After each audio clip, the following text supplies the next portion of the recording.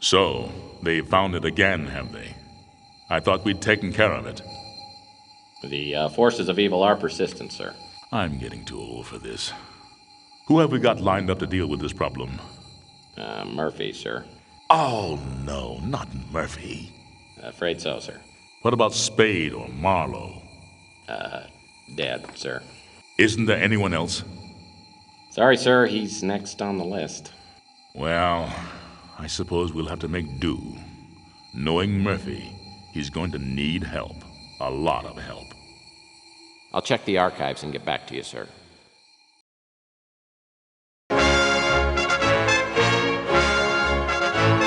News of the day. As the Second World War enters its final days, Allied forces are on the march.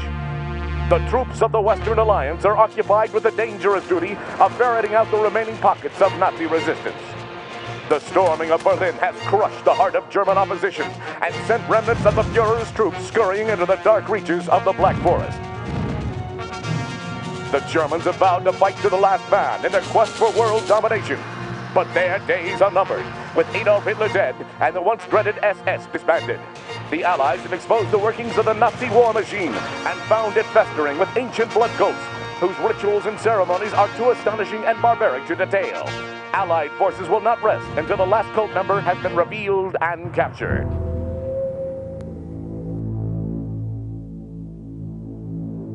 No pestilence has ever been so fatal or so hideous. Blood was its avatar and its seal, the redness and horror of blood.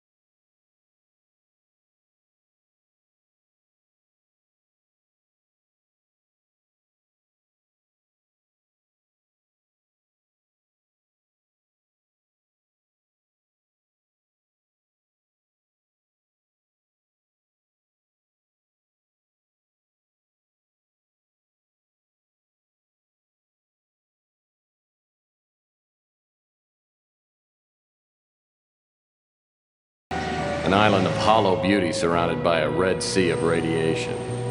5 million souls drowning in gamma rays. Some lucky people have a natural immunity to genetic mutation caused by the radiation. I'm one of them. Most of them live in the new city, but I don't. I live among the unlucky souls, the mutants and the destitute, and the wreckage of old San Francisco. My name's Tex Murphy. I'm a private detective. Or at least I used to be. Since my marriage hit the rocks, I haven't done much of anything. I went out tonight for the first time in a week, but all I ended up doing was spending the last of my money on a bottle of cheap bourbon. Now it's past midnight, and I'm staring out of the window of my office on the second floor of the Ritz Hotel. Just like me, the Ritz used to be something. Now it's just another grimy building in a rundown part of town. And I'm almost out of bourbon. My God, Murphy, you look like hell. Really hit bottom, didn't you?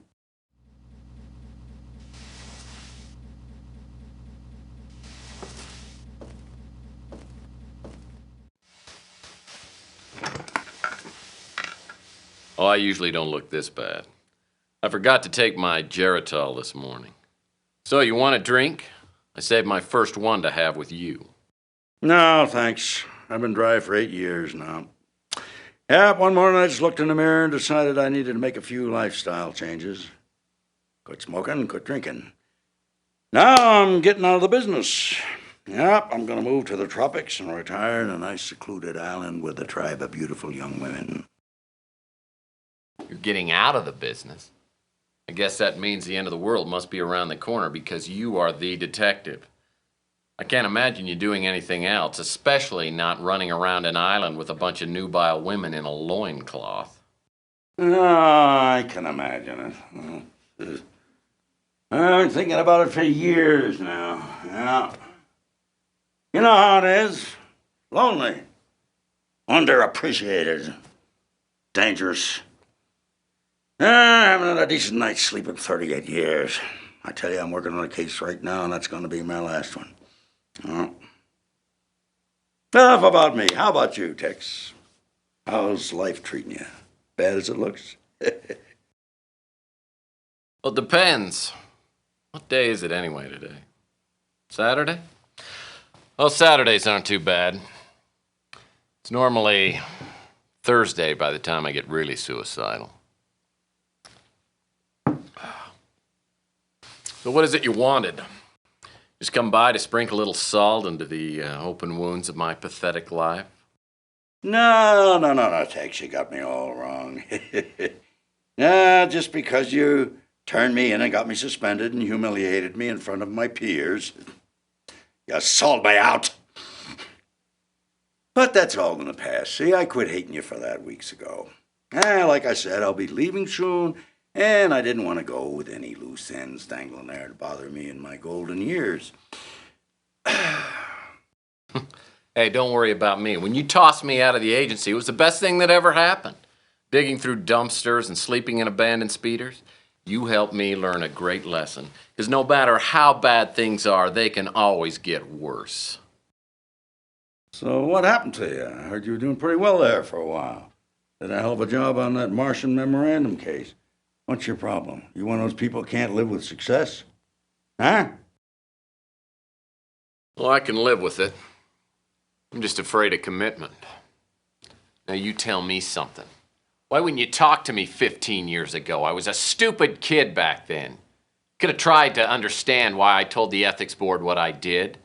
I mean, I understand now that I was out of line and I made a mistake, but why'd you cut me off like that? Because apparently you never learned the first rule of a PI. And never, ever betray your friends. Now, friendship goes beyond blood and race and politics. You gotta find out who your friends are, then you hold on to them. They're a precious commodity to people like me and you. Now listen, before I go, I came here with a warning. I heard your name mentioned in connection with a case that I'm working on, and you stay out of it. If you don't, somebody's gonna find you floating in the bay with a hole in your head, and I don't need any more strain on my conscience. You know, frankly, I'm pretty insulted. Because I'm a pretty damn good detective, and I can take care of myself, thank you. No! Just remember what I said, Tex. Got no idea what kind of people we're dealing with here. Just keep out of my way. I'll send you a postcard.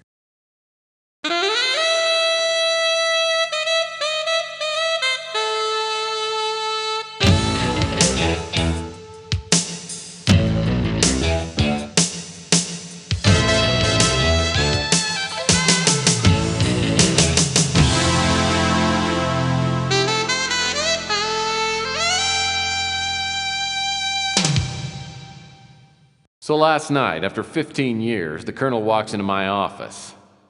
It made me take a good hard look at myself. Maybe I have hit bottom, and maybe I do look like hell. Lord knows the only exercise I've had lately is tipping the bottle and flipping cards into my hat. I gotta find some work. Contrary to what the colonel might think, I'm as good a detective as he ever was. Now I just gotta prove it. I'm gonna scare up a job today, even if it means finding somebody's lost puppy.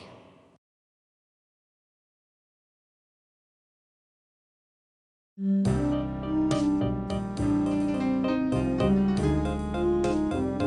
This pure mountain spring water is indispensable, literally. I'm out of paper cups. The Scotch guard that Rudy's upholstering service put on my office chairs will stand up to anything. And I ought to know.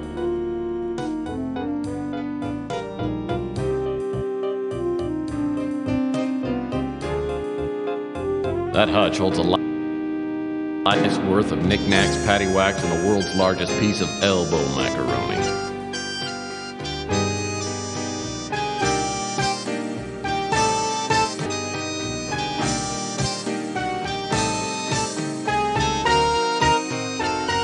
This piece of art is called Two Whales on a Bender.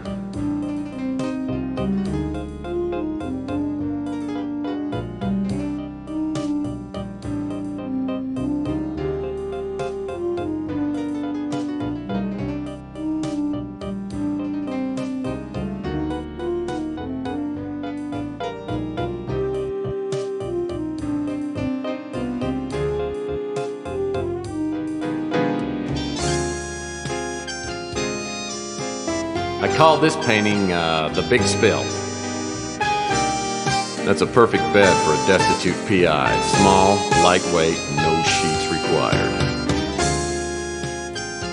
Well, since the building inspector has only one eye and no depth perception, the hotel manager painted fire extinguishers in all the apartments. It saved him a bundle.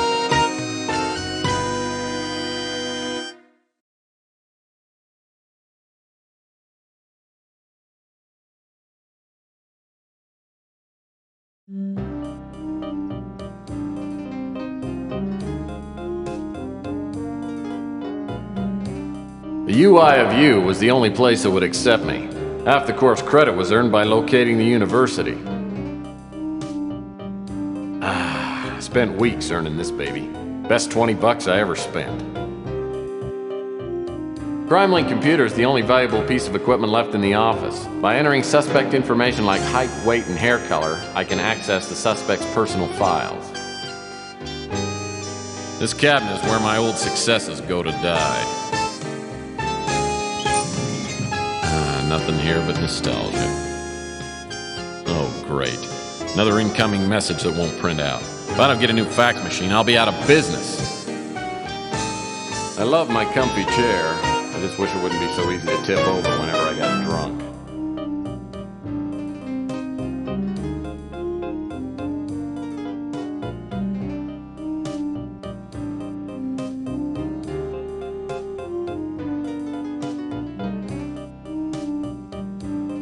Toxic Taste is a novel by Lou G. Trundle, the only mutant popular enough to make the New York Times bestseller list. My phone would work perfectly if it hadn't been disconnected. Hip-hop English keeps me up on all the slang kids are using today. World War IV, a dark and reactionary vision of the coming century by Rush Limbaugh III. The fabulous Dior lamp. I bought it for 77 cents.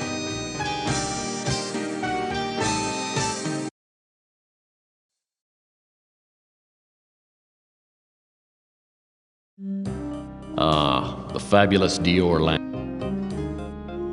Sylvia, my ex-wife. Whenever I think things can't get any worse, I think about her and how she totally screwed up my life. She's a woman who loves a man, any time. I'll never forget the day I came home early and caught her with the upholstery man. Oh, there you are. I just got done with the chair. I'll be sending the bill to your husband. Oh, Rudy. Let's not think about my husband right now. I was watching you upholster and you're so big and strong. Do you really think so? Well, yes. God, I've only known you for 10 minutes and I feel like I've known you forever. Oh, yes, look. And look at this muscle. Oh. The way you hold me, Tex never held me like this. Oh, kiss me, Rudy, and set my lips on fire. Okay.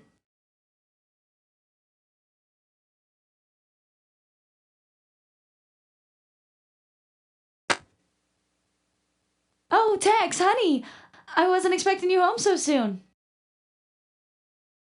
Well, duh. Obviously. Now I know why the Roto-Rooter man keeps calling and asking whether we need our plumbing checked. Well, I gotta admit, those chairs look pretty good. Thanks.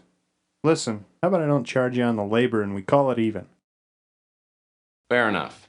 But from here on out, Rudy, customer servicing doesn't include my wife.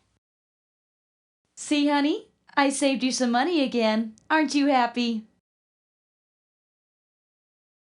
I married her for better or worse. Unfortunately, it never got any better.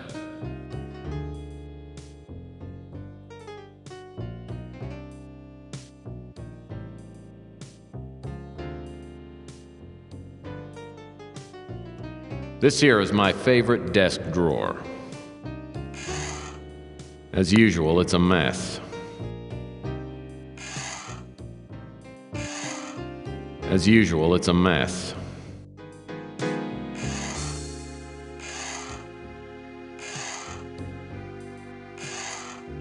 As usual, it's a mess.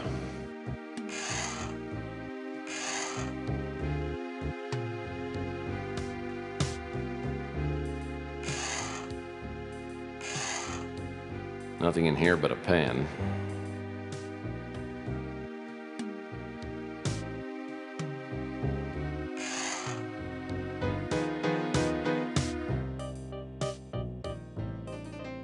Things look pretty slow on the street today.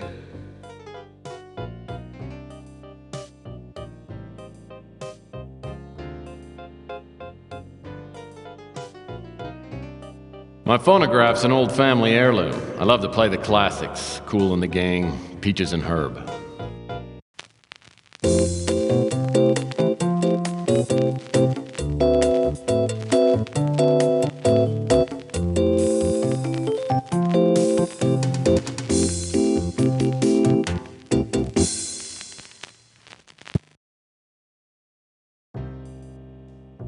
Oh boy, mail.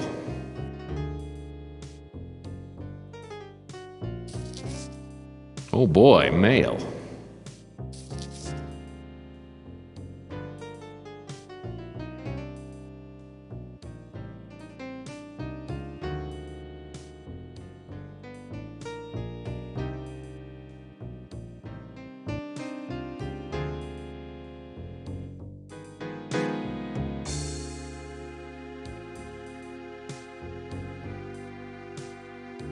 A pre-approved electronic shop credit card application addressed to the previous occupant. Just needs to be signed, stamped, and mailed.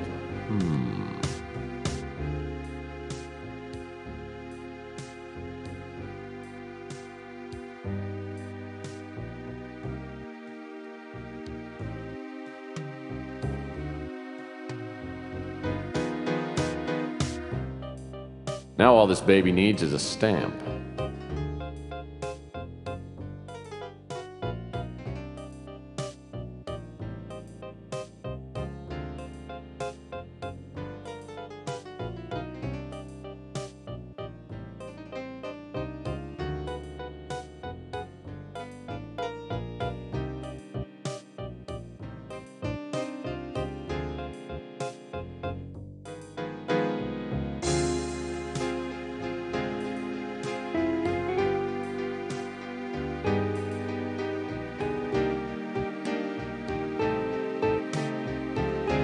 The office was actually a dance studio before I moved in, and Latin dancing is a Murphy family tradition. My gun. I love it so much! Old trusty sidearm. Been with me since the beginning. You want some of this, huh? Bam, bam! Hey, bam, bam, bam! Bam! Bam, bam! Bam! And you!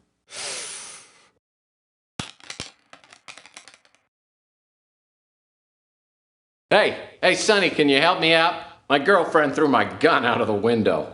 Yeah, that's it. Yeah, just pick it up and, hey, don't point that thing up here. That's not a toy, you know. Oh, my hell. No matter how bad things got, I always had my gun. Now I've lost that, too. I have a feeling this is going to be one of those days.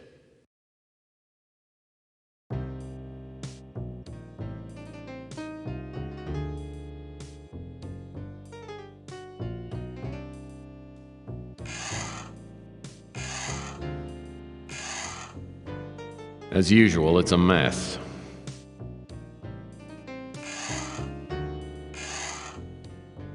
One last $10 stamp waits patiently to be licked and mailed.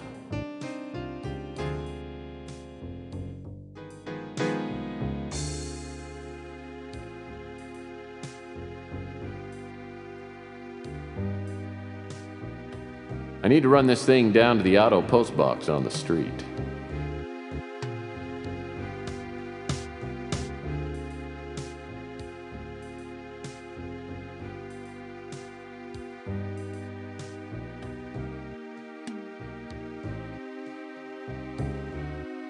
The stupid light switch is stuck in the on position. Could be worse, I guess. Great-great-grandpa Murphy made it through the Depression by teaching cha-cha lessons to rich older women. He made thousands before the authorities found out he had no formal training. Ah, the closet door.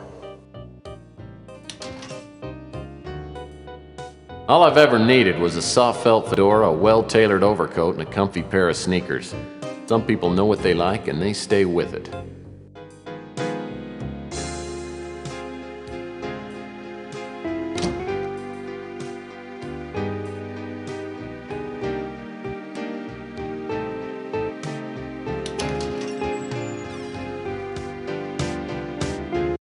The air outside feels thick, like I'm breathing through a pair of dirty gym socks. It's a high radiation day. Most everyone will be staying inside, but I need to hunt for some work. I always like to start the day with the traditional PI breakfast. That hits the spot.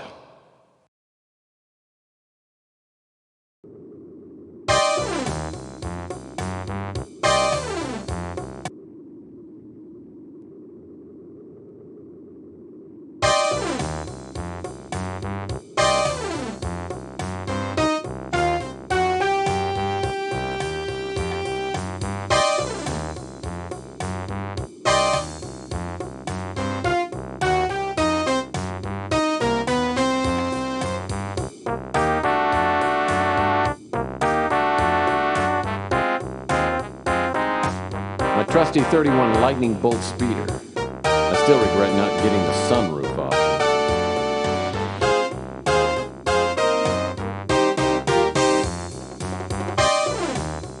Bijou Theater used to be quite a night spot. It was condemned years ago and could collapse any day. There's no way I'm going in there.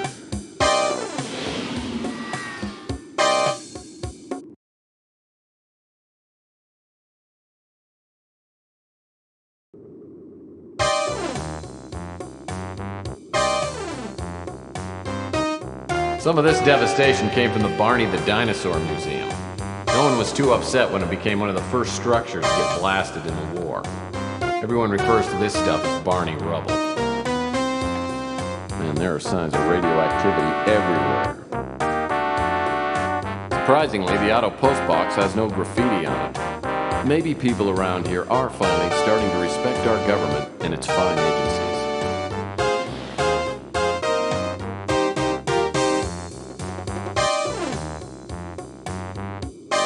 The Postal Service has gotten much faster since the stamp price went to $10. I should get my credit card back tomorrow morning.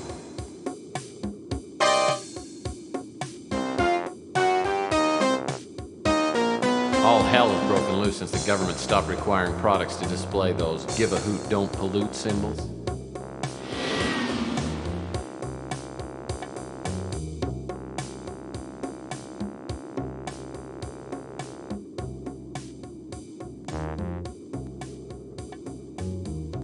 These posters somehow survived the big war. They're bitter reminders of the past glory of this great city. This is the brand new electronics shop outlet. No pun intended. I won't be able to get inside the electronics shop until I get a membership card.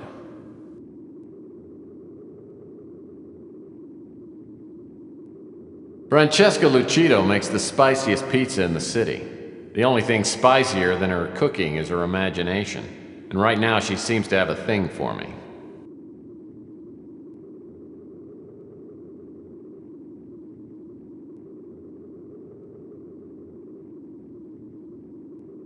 Rook Garner runs this pawn shop.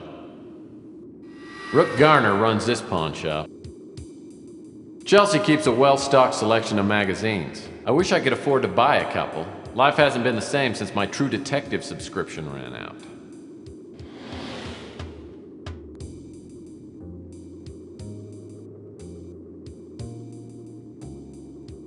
Chelsea's a hot little number. I hear she's a mutant, but it doesn't show. The only weird thing about her is she won't go out with me.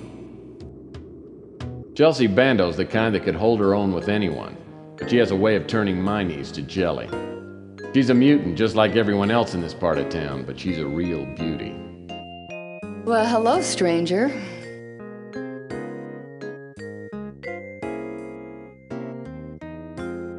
Tell me, gorgeous, has the new True Detective come in yet? Yeah, but you gotta pay for it this time. Hey, when you finish a magazine, it is in no condition to sell.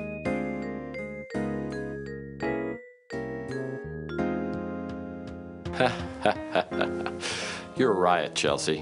You ought to be doing stand-up. No. Look, I do enough stand-up work right here. So can I help you with something?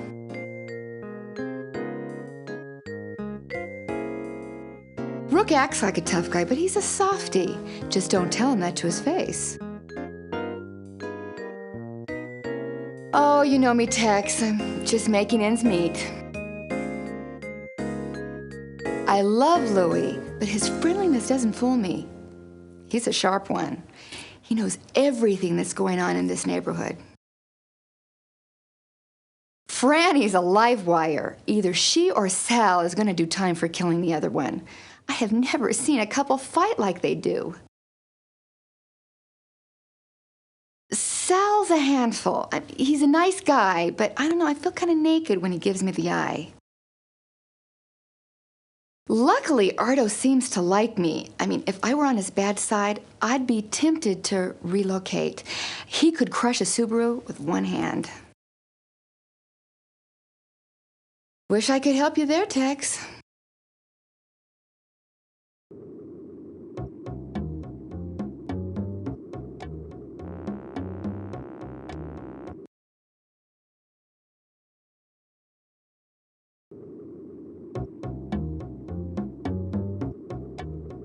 Rook Garner runs this pawn shop.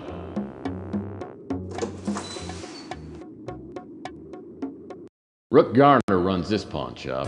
He's a crusty old World War III vet with a face like a raisin and a tongue like a butcher's cleaver.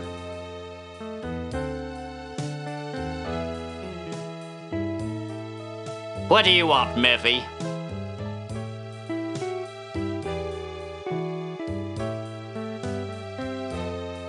Is this a bad time for a visit? That depends on whether you're here to help me or to irritate me. Sounds like you're in the market for a PI. I might be. Let me tell you the whole sordid story. Last night, someone broke into my pawn shop. I don't usually have anything of great value, but yesterday I gave out a fair amount of cash for an extremely valuable diamond bracelet.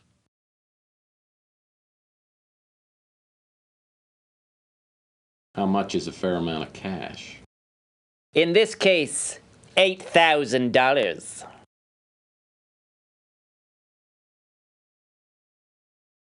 Boy, that's a lot of clams, Rook. Don't you think I know that? The bracelet was pawned by a young girl named Emma Nimpton. She said she hated to hawk a family heirloom, but had no choice. She said she would reclaim the bracelet in a month. Well, since the bracelet was worth 10 times the $8,000 I loaned her, it was a good deal for me. I think you've been played for a sap, Rook. Maybe. She left me a number and I called it this morning, but the line is disconnected.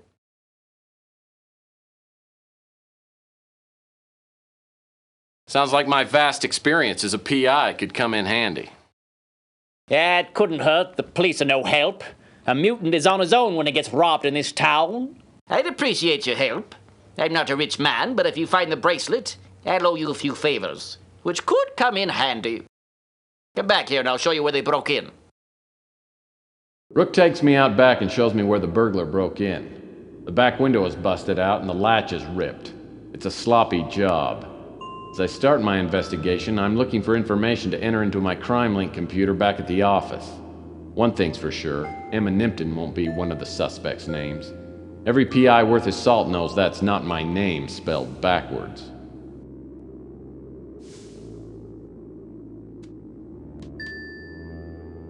Well, obviously, the window was broken from the outside. The empty bottles of chocolate syrup lying all around this alley all look like they've been licked clean. These are empty jumbo-sized cans of Camel's chunky chocolate soup. Good. Like Rook always says, you can cut corners here and there, but there's nothing like a quality garbage can.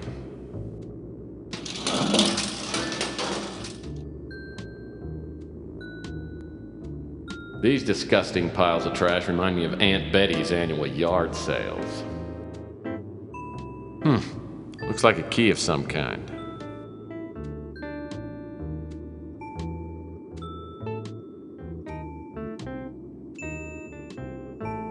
Whoever uses these garbage cans is either a terrible shot or is saving them for that special piece of trash. Looks like a shoe print is outlined in that sticky pool of something resembling chocolate. Footprints about a size 14. I wonder what all these garbage cans are doing around here. Maybe Rook is running a low-rent hostel. I don't usually enjoy piles of garbage, but they do add a lot of character to this alley. The baby rum wrapper looks like it was left recently. Yep, still warm.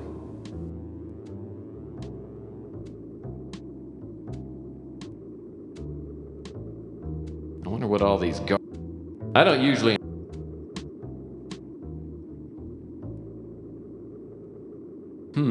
It's one of those basketballs they used to give away at Weenie World. 10 seconds left. Down by 1. Murphy has the ball. He fakes. He drives. It's a 360. He's fouled. This chain link fence doesn't seem to do much except separate Rook's ugly half of the alley from Franny's ugly half of the alley.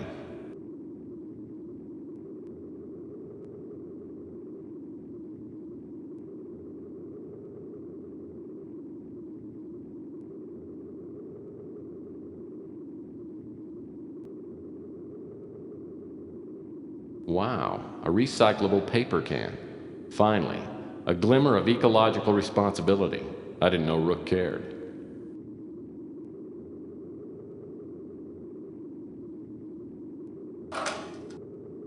Wow, a recyclable...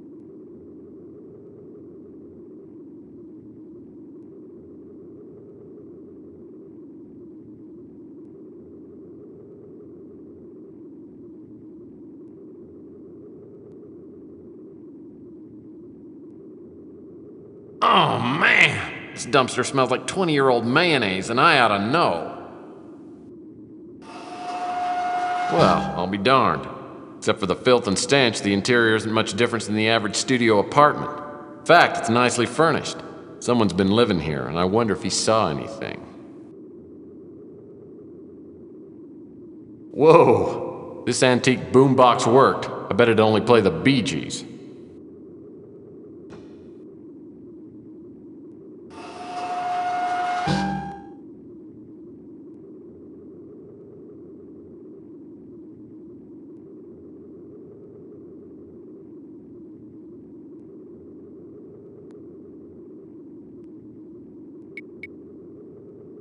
The empty bottles of chocolate syrup lying all around this alley all look like they've been licked clean.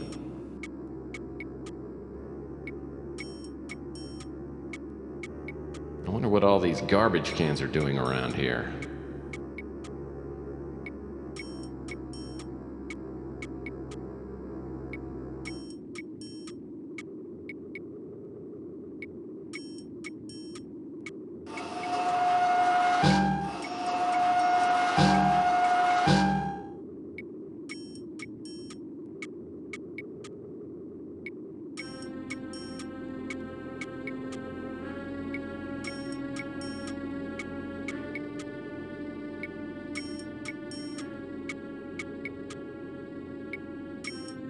The texture of the pavements are...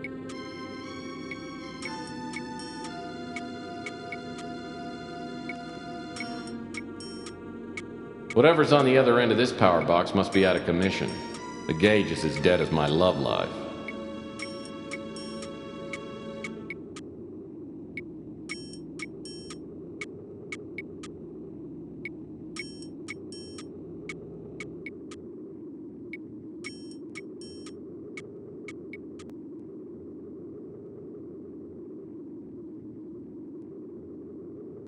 Shard of glass must have come from that broken window. Now we're starting to get somewhere. Looks like whoever broke into Rook's window left one of his hairs behind. Apparently our burglar is a carrot top.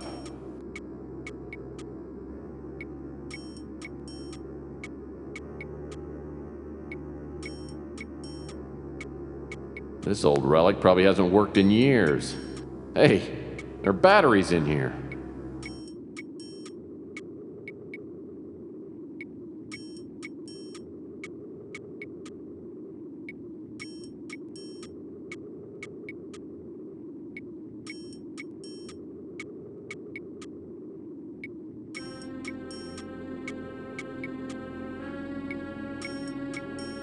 Well, that steep staircase looked really hard to climb.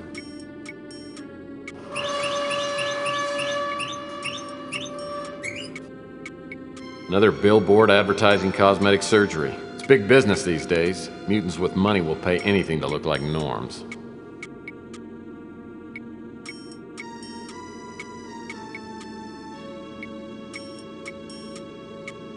Looks like someone's back door opens onto the fire escape. Hey, this door's just painted on.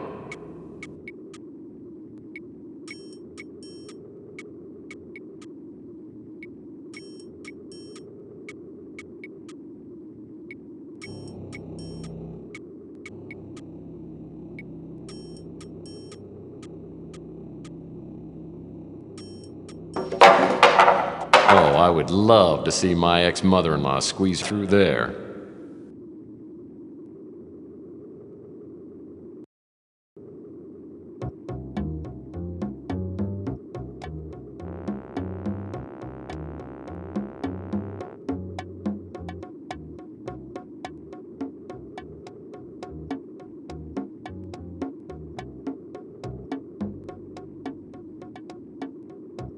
Well, this is a section of the Bay City Mirror.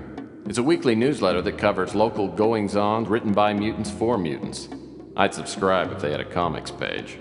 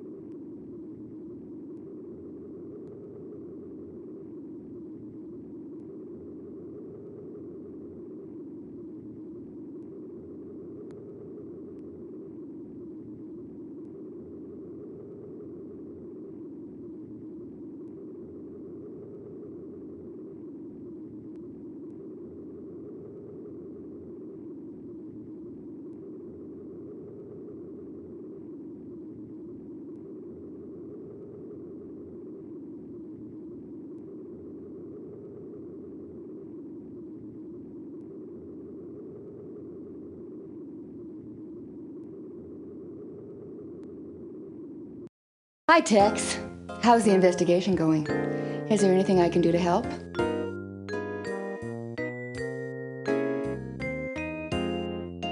Sorry, I haven't heard anything about that.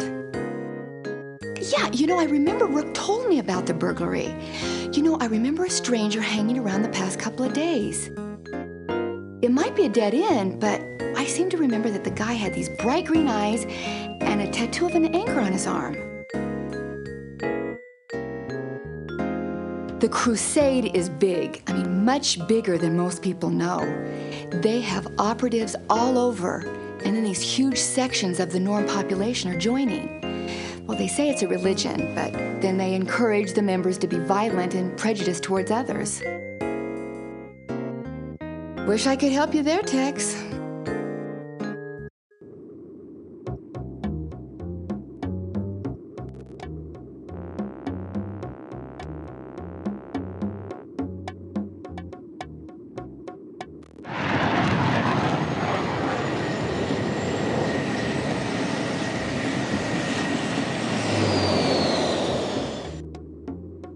I haven't seen Mac Malden since the Martian Memorandum case. I remember him as a surly, incompetent, fat-nosed cop. As I step into his office, I can see he's changed. His nose is even bigger.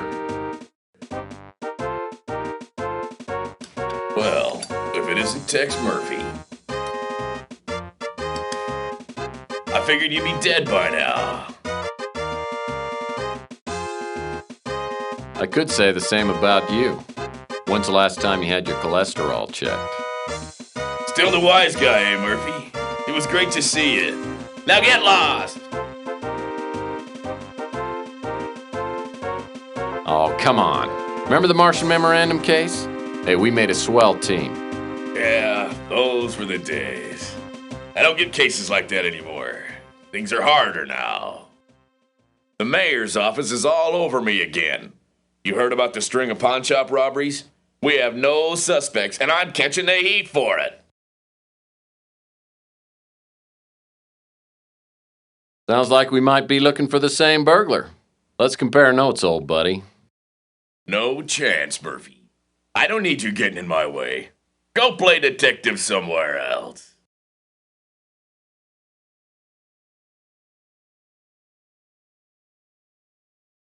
Can't you find something better to do than bother me? I don't mean to bother you, but I'm still stuck on this case. Sure you are. Probably a case of cheap scotch.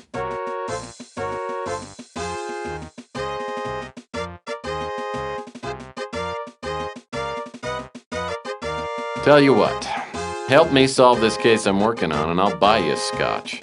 And not the cheap stuff. Bribing a cop, eh, Murphy? Get out of here now and I might not bust you!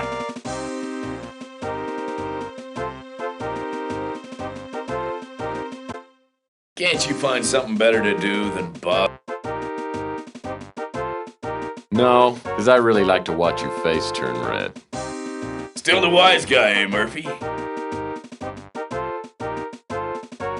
Oh, come on.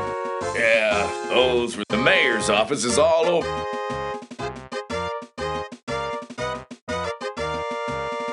What you need is San Francisco's best detective on the case. Yeah? I asked him to help out, but he's busy. Now shove off!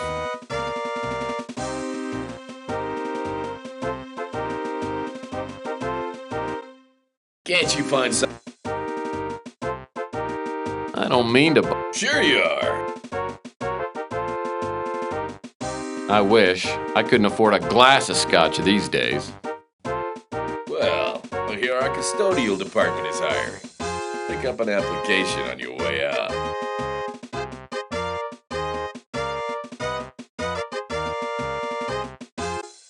Can't you find... I don't mean to... Sure you are. Not me. I hear drinking too much is your department.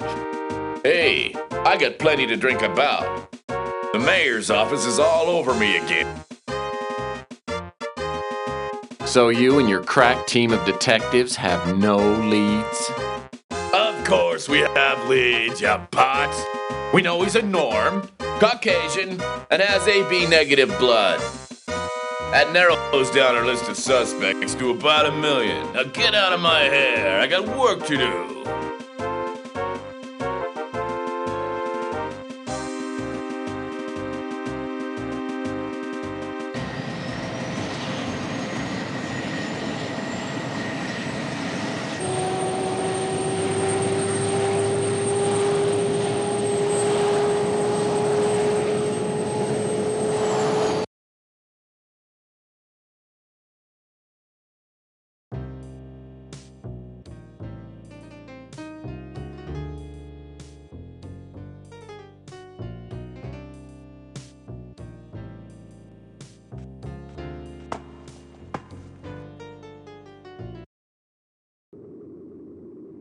Oh, looks like Mr. Bum is home for the evening. Yeah, what do you want?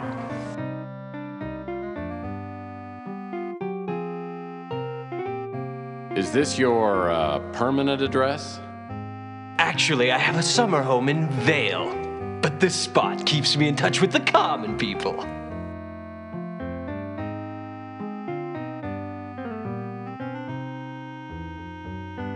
Oh, what intriguing stories you winos tell. I don't drink spirits, punk. Nothing but pure, creamy chocolate. Now get lost!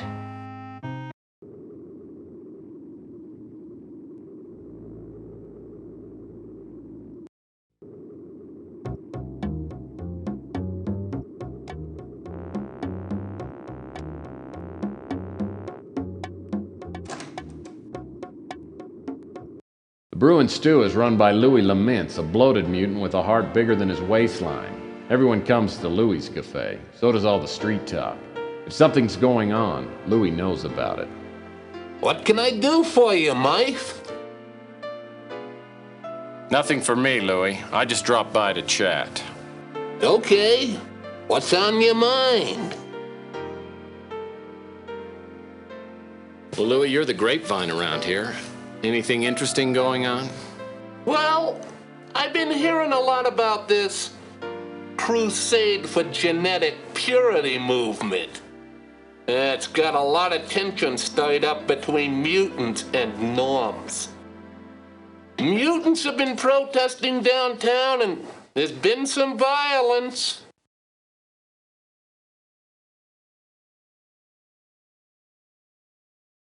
Rook's an ornery old cuss, but me and him are old buddies.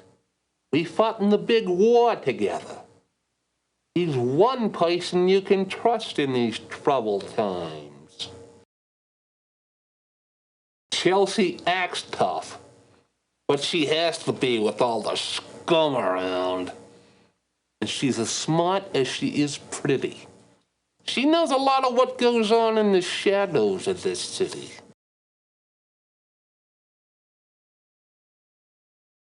Yeah, things are a little slow, but I'm getting by. Having to lay off some of my kitchen help hurt my pride more than anything. Granny's a fireball. She and Sal opened a pizza place 7 to 8 years ago, and they've been fighting ever since. Sal's a big guy with an appetite for food, wine, and women. He comes by here most every day for lunch. Pardo comes in now and again. Usually orders a couple of steaks and a chocolate milk. His temper's as short as he is tall. And he's only got one oar in the water. A bad combination.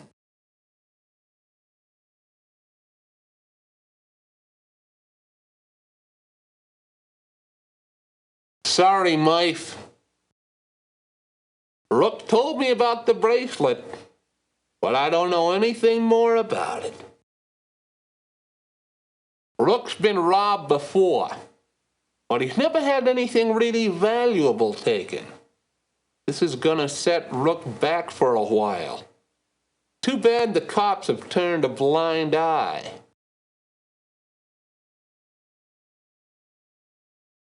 Ever since the crusade started up, the relations between norms and mutants has gone to pot. I've had rocks thrown through my windows, graffiti sprayed on the bricks outside. There's not much I can do, though. He's one of the few norms besides you who's eaten here. Seems like a typical cop. A little dim, and not too concerned about what happens in the mutant sections of town. You want to try a slice of my chocolate pie? I can give you a piece to go if you like.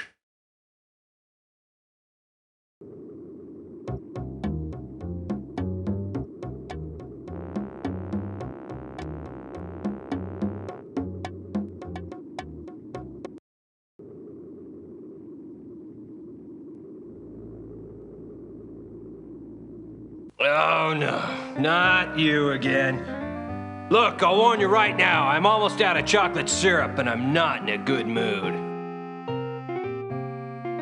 You know, I just might have something that will improve your ugly mood. Is that so? Well, what?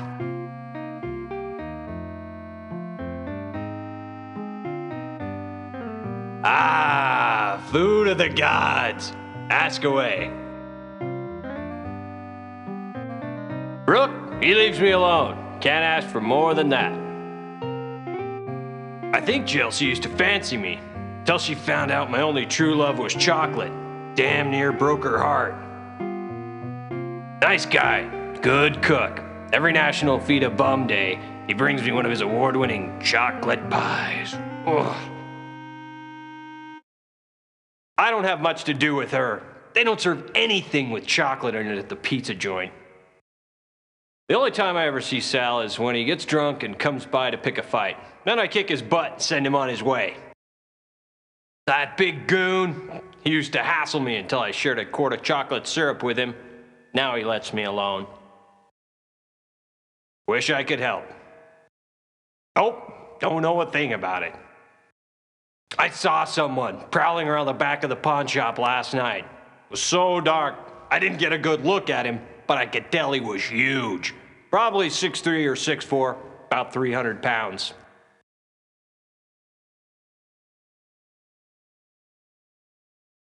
I stay out of politics, especially bad politics. Sorry, can't help you with that.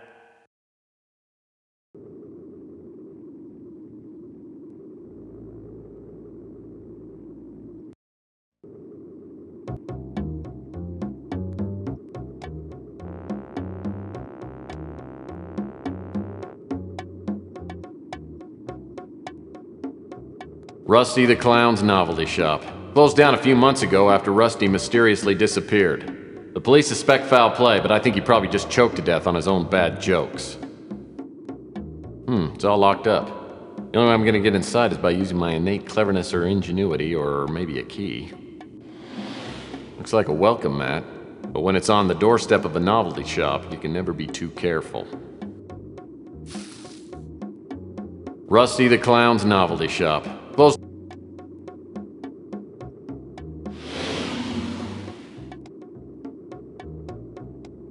Looks like a welcome mat. Whoa, a key.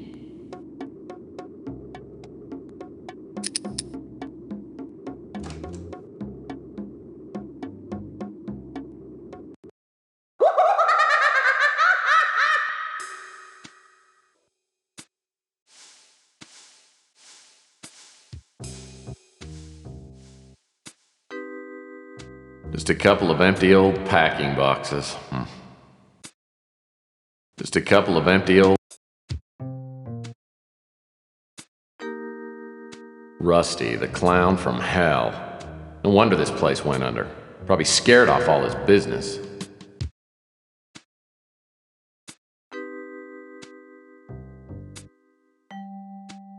Ooh, a small nozzle. Probably a helium dispenser used for filling balloons.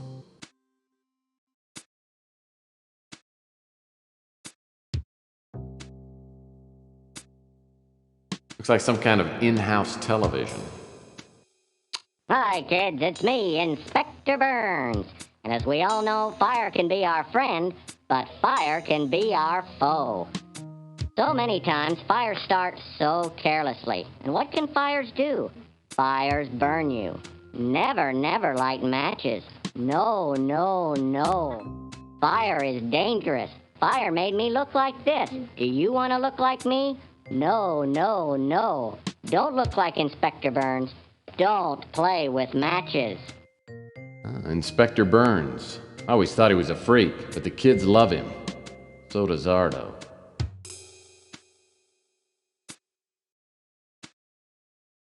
Looks like my 4th grade teacher. Well, this must be Mr. Grimm. He's a Reaper. Oh, this is a scary mask. Why, it's Mr. Sloppy Lasagna Eater.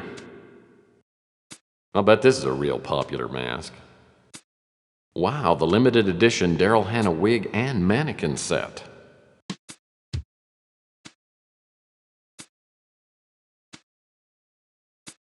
Cool. Plastic dart crossbow. It'll make a nice addition to my non-violent weapon collection. Apparently, Rusty was very fond of empty cardboard boxes. It's a Rusty Clown life-size doll. Wow. It's a dead ringer for... Oh, no pun intended. Whoa! For a second there, I thought someone had decapitated Inspector Burns and left his head on the floor. What a great mask.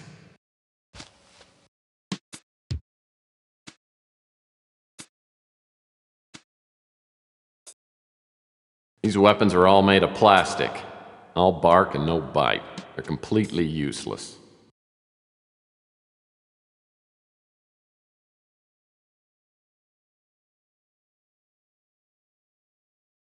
This wig probably sells well during the Bay Area Yodeling Festival. A mask of the king? That's blasphemy! This wig must be quite popular with shy people. Whoa, this wig would even make someone like me look glamorous.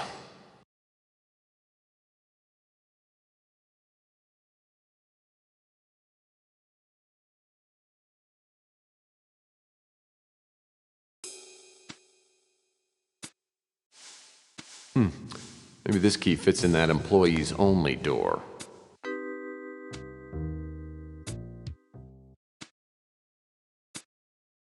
If I can unlock this door, I may be able to go where only clowns have gone before. Locked.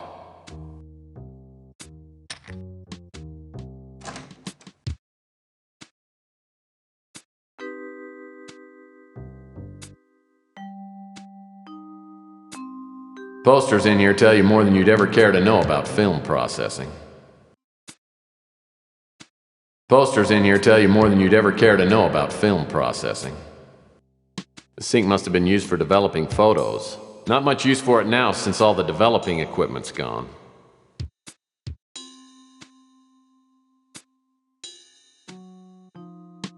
Why in the world would Rusty keep a barrel of toxic acid?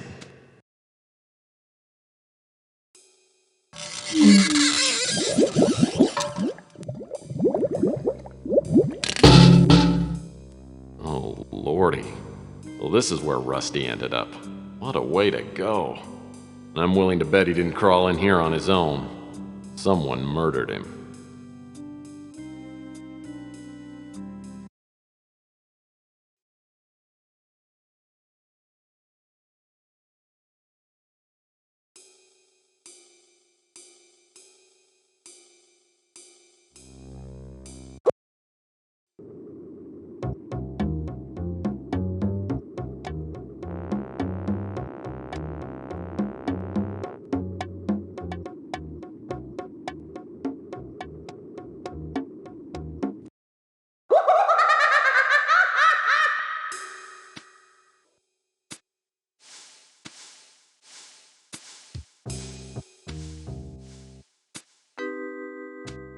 A plastic suction dart can be formidable ammo in the hands of an expert like myself. A balloon strategically located near the water faucet. Looks like Rusty didn't go down without a fight.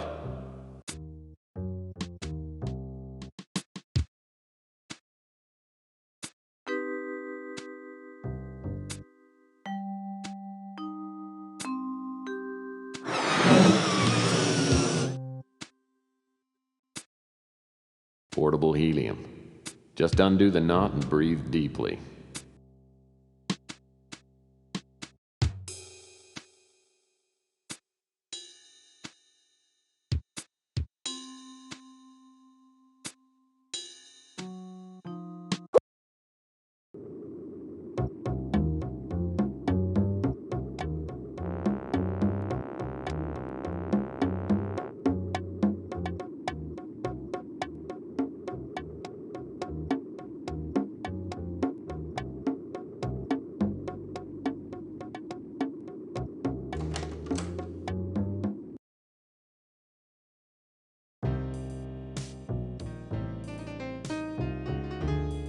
CrimeLink computer is the only valuable piece of equipment left in the office. By entering suspect information like height, weight, and hair color, I can access the suspect's personal files.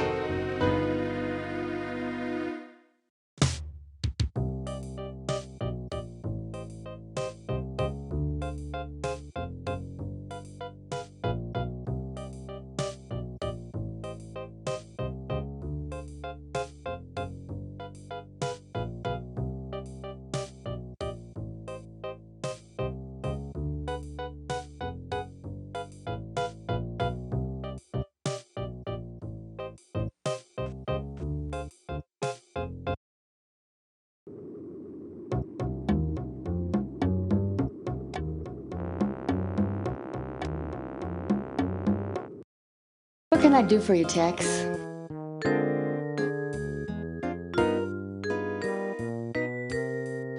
I remember Rusty. He had a kid's show on TV when I was young.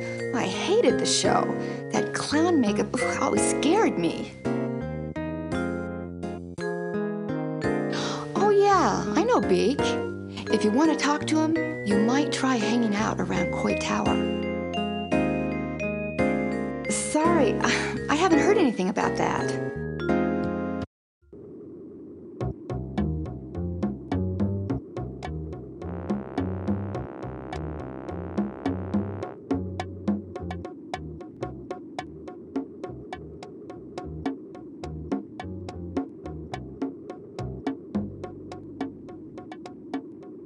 I walk up the steps to Coit Tower and spot a small figure lurking in the shadows. In the half light, I can see only the person's profile, but it's definitely Beak. As I walk towards him, he glances around, then approaches me warily, like a vegetarian sizing up a pot pie. What are you staring at? You must be Beak Norris. Huh? Yeah, that's me. But I ain't smelled you before. Who are you? My name's Tex Murphy. I'm a PI and I'm trying to solve a burglary. I don't like PIs. You're always nosing into everyone's business. Maybe I've got something here in my coat you could really use. Hey, you got some peanuts, don't you? I smell salty peanuts. I went to the circus last week and put some peanuts in my pocket, but they're all gone now, Beak. Well, if you ain't got salty peanuts, what have you got to trade for info?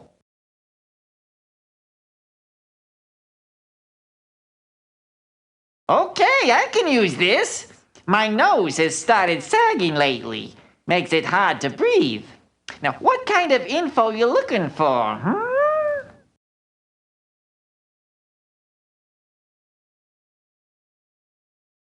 I haven't got any info on that. Chelsea! Smart girl and a real looker to boot. She's got a cute little nose. I can't help you there. She runs that pizza place with her husband, Sal.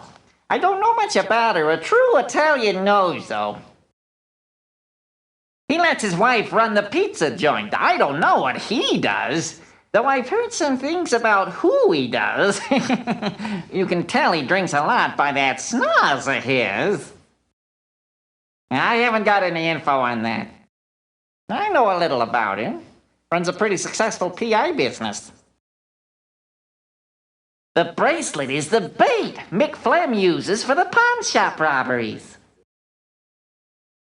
Rook's pawn shop was robbed by a two-bit crook named Mick Flem.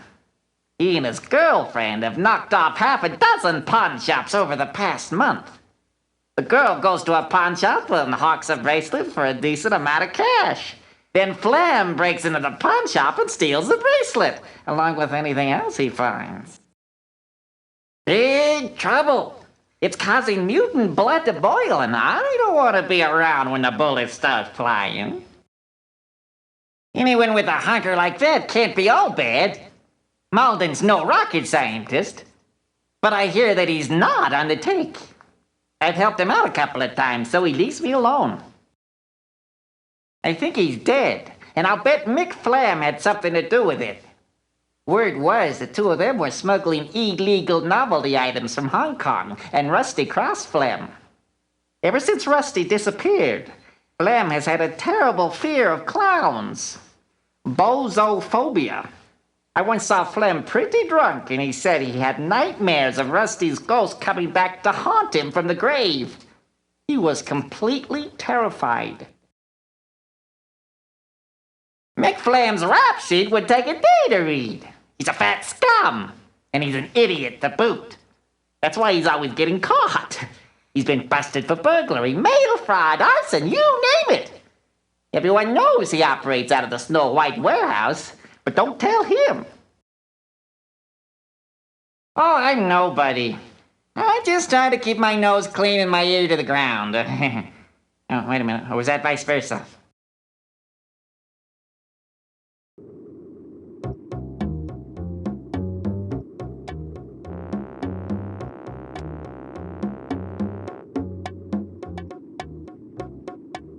The Acme warehouse is the former Snow White dry cleaning building. Nobody's used this place in a while. If Flem is working out of this warehouse, it looks like he got careless. The door's unlocked.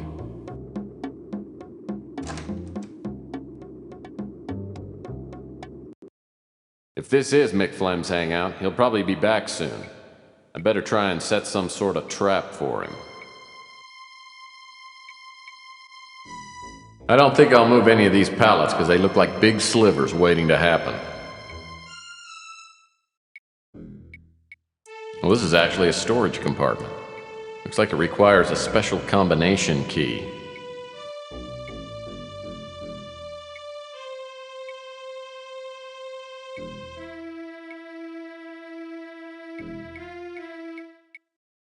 Ooh, Ooh, this barrel smells like it shouldn't be opened. Crate smells like laundry soap. Crate in front on the floor seems to be partially opened.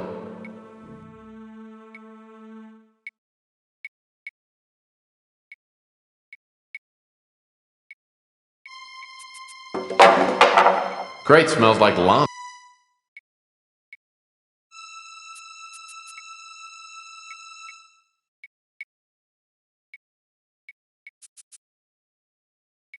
Apparently some fireman dropped off his uniform to be cleaned and forgot to pick it up.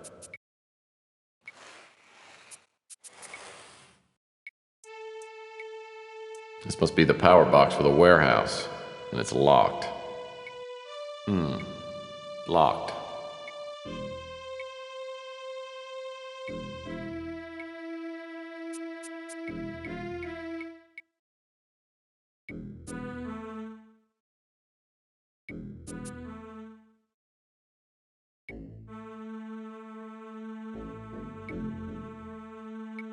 Well, that's not gonna work. Well, that's not gonna work.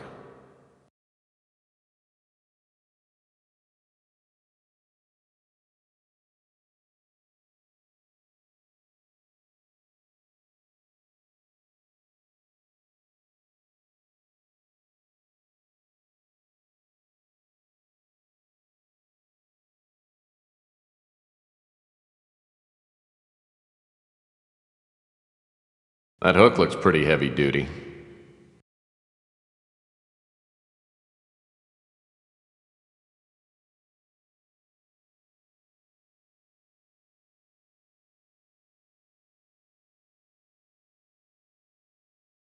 This key must fit a lock around here somewhere.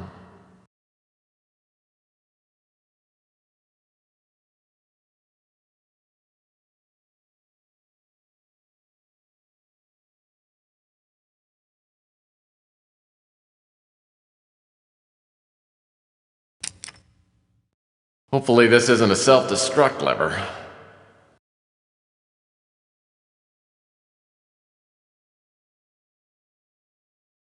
The sound is coming from up on the landing. Looks like the on-off switch controls a pulley hook. It's running back and forth along a track.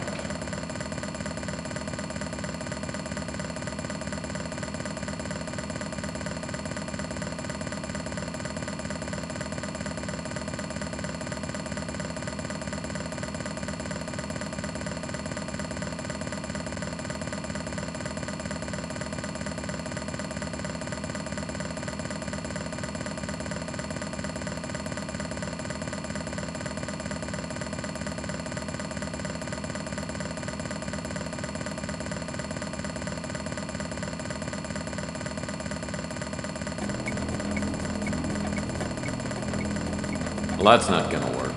I'll have to turn off the pulley before I can put the Rusty doll up there.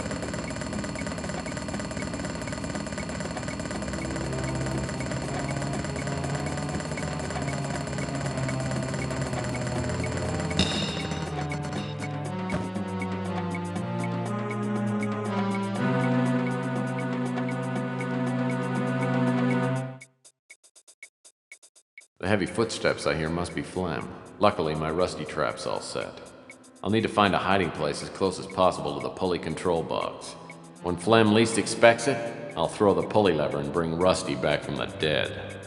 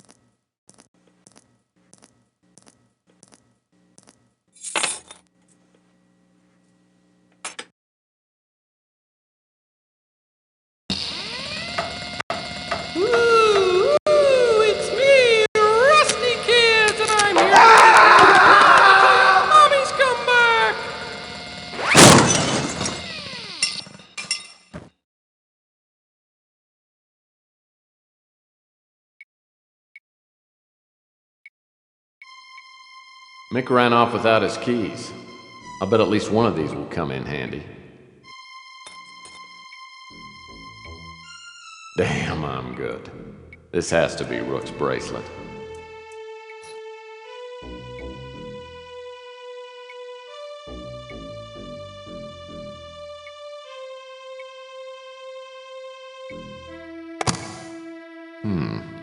A locked box within a locked box.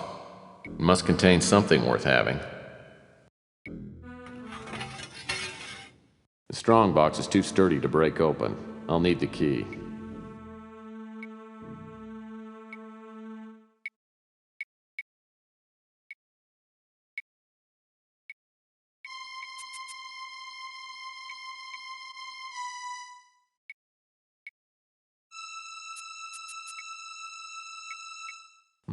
What do we have here?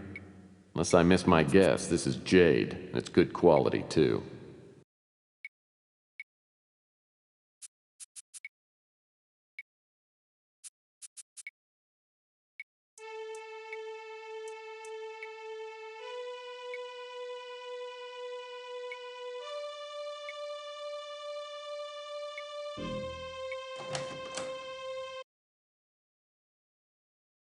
I'm telling you, it's impossible.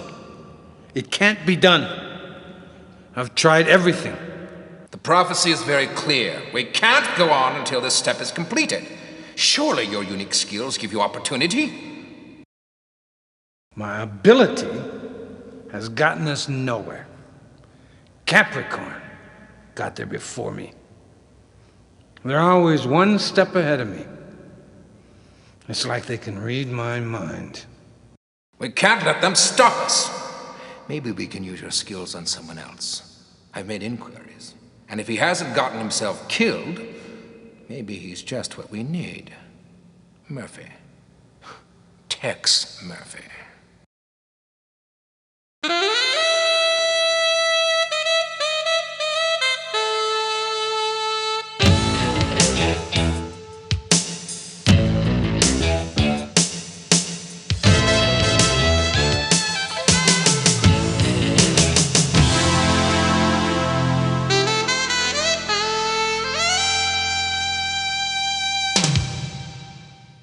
I feel better today than I've felt in a long time. Boy, did I stun Rook when I walked in and handed him that bracelet. Okay, so getting the bracelet back doesn't make me Detective of the Year, but it does stimulate the confidence glands. Maybe I can succeed at this business and turn my career around. But if I'm gonna do that, I better do something about my fax machine. Who knows how many new opportunities I've missed to show the world my greatness.